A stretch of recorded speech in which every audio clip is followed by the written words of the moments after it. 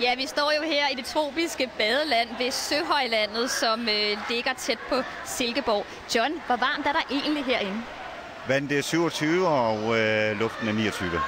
Og det er rigtig, rigtig dejligt, skulle jeg hilse og sige. John, nu kan vi jo se, at der er uroligheder på flere af de rejsemål, der plejer at være typiske rejsemål for danskerne her om vinteren. Er det noget, du kan mærke? Ja, det kan vi. Det er klart, at når der er uro i verden, jamen, så søger man jo tryghed, og specielt børnefamilierne søger trygheden, og det har vi jo i Danmark. Så derfor har vi en lille fordel af det. Og jeg ved, det er jo ikke kun danske børnefamilier, der kommer, det er også dem fra Norge især, det er ikke rigtigt?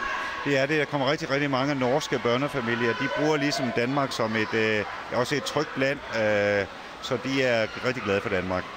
Nu har vi haft en kold vinter indtil videre i år, og vi havde også en rigtig kold vinter sidste år. Er det noget, at du kan mærke på efterspørgselen her på stedet? Ja, nu er vi jo så heldige, at vi har en masse vinteraktiviteter, blandt andet et skicenter, og det er stor glæde ved det.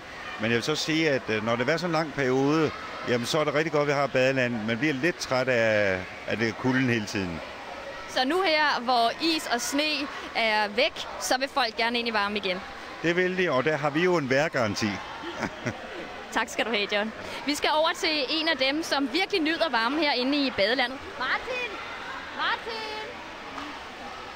Martin, hvordan er det at være i badeland? Det er meget varmt. Hvad er det gode ved den her varme?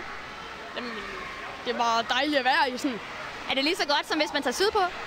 Det er bedre. Hvorfor? For det første så er det sjovere at være hjemme, og så er man lidt tættere på alting, så kan man bare tage hen hver dag, hvis man bor tæt på. Tak, Martin.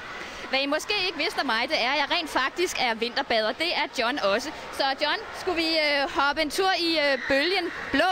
Og hvis John han lige går op af trappen først. Vi er tilbage igen i morgen, og husk i mellemtiden, at der jo også er vores hjemmeside og vores Facebook-side. Vi ses.